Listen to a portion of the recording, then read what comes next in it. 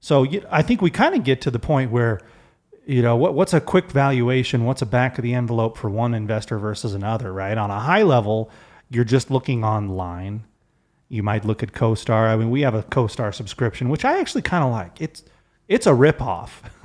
Okay. Super expensive. Yeah, they might cancel us because they are kind of like the soup Nazi from Seinfeld. Like you complain, no CoStar for you. Yeah.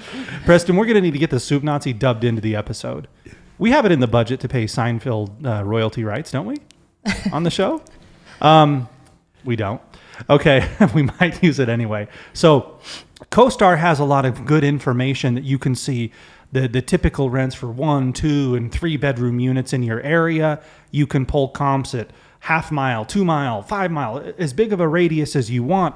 You can sort it by their star rating, 1, 2, 3, 4, 5 stars or so, right? So you can go pretty deep in a back of the envelope and get some really good ideas. But once again, take it with a grain of salt, because like what Chase was saying, I haven't actually always found CoStar to be very good at telling you the rest of the story, right? Is there a $50 parking fee? Some of the listings say that. Mm-hmm. Some of them don't. CoStar is only as accurate as the diligence of the analyst, right? I know the three of us get calls.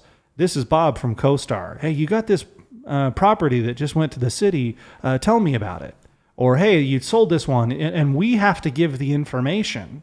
So it can be a case of garbage in, garbage out, right? If somebody didn't give the CoStar analyst very good information, you got to take that into consideration. So it's a high level, but you're definitely going to need to drill down onto it later. But if somebody doesn't have the funds, right, to pay for a CoStar account, they can use resources like Rentler.com, Apartments.com. Some of those, I know locally different places have their own platforms that they use as rentals. So that's a good place to start too. Usually those are a little more detailed because they're looking for the tenant, right? So they're looking at the tenant saying, hey, come rent from me. So they'll give a little bit more information than, maybe some may have on CoStar. And that's a good thought, because this whole episode is doing it within 5 minutes or less. It's the quick and dirty. And so the way that you do that is, the CoStar or the Rentler.